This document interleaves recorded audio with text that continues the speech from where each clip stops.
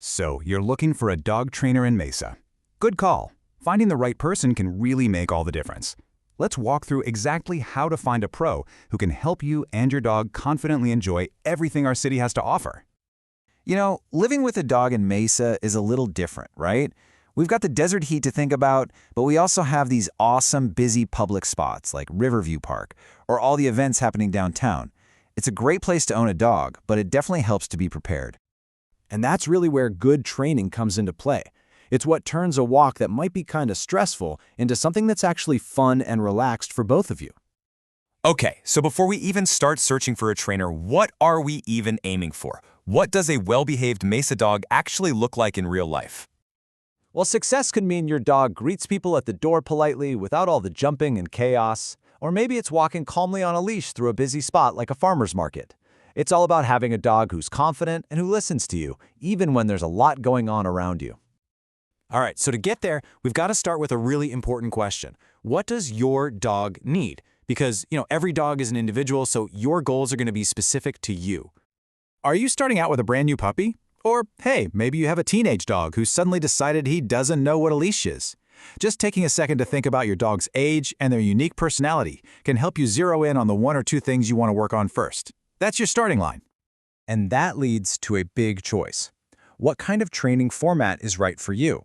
In-home training, for example, is awesome for stuff that happens in the house, like barking like crazy when the doorbell rings. But then you've got group classes, which are just perfect for getting your dog comfortable around other dogs and people. Getting them prepped for those busy Mesa parks. And here are some of the most common things people want to work on. It could be the basics, like sit and stay, or maybe it's something a little trickier, like leash pulling or separation anxiety. A good trainer will know how to help with all of this. Okay, so once you know what you want to work on, it's time to actually find the right person for the job. So what makes a great Mesa dog trainer? Honestly, a fantastic starting point is to look for trainers who use positive reinforcement. And that's not just a trendy phrase.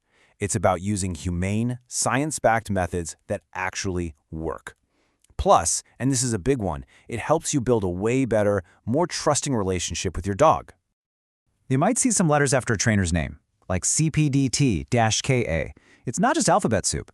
It basically means they've passed a serious exam on dog behavior and how they learn. It's a good sign that they've got a solid professional foundation of knowledge. All right, you've got your goals, you've found a few trainers who look good on paper. Now it's time to make the final choice. This is where we get into the nitty-gritty, like cost, and just making sure they're the right fit for you and your dog. Okay, let's talk money. Here's a general idea of what you can expect to pay for different types of training here in the Mesa area. So a group class for a few weeks might run you a couple $100, while a package of private lessons at your home is going to be a bigger investment.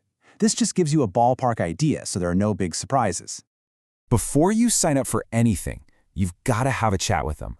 Obviously, you'll want to ask about their methods and their credentials, but also ask them, hey, how are you going to tailor this for my dog and my lifestyle here in Mesa? Getting clear answers on how they track progress and what the total cost is, that's how you know you're starting off on the right foot. Right, because the real point of all this isn't to have a perfectly behaved dog in a training class. It's about being able to enjoy your life together out in our community. And speaking of being out in the community, here's a super practical local rule to know. In Mesa, dogs have to be on a leash, and that leash can't be longer than 6 feet in any public area. The only exception is in a designated, fenced-in dog park. It's just a simple rule to keep everybody safe and happy. So once you and your trainer get going, you'll need places to practice. Here are a few great local spots. For working on those loose leash walking skills, the paths over at Riverview Park are perfect.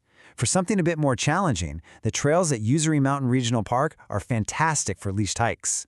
And, of course, when you're ready to practice recall safely, the fenced areas at Red Mountain or Clyman Park are the places to be. Oh, and a quick note for anyone who's just adopted a dog or is thinking about it, there's this helpful guideline called the 3-3-3 rule. It suggests it takes about 3 days for a new dog to just decompress, 3 weeks to start learning your routine, and a full 3 months to really feel like they're home. It's just a great way to remember to be patient and set realistic expectations. At the end of the day, training isn't really about just fixing problems. It's about opening up your world together. It's what gives you the confidence to bring your dog with you, whether that means having friends and family over to the house or just getting out and exploring all the great things Mesa has to offer. I really wish you the best of luck on your training adventure.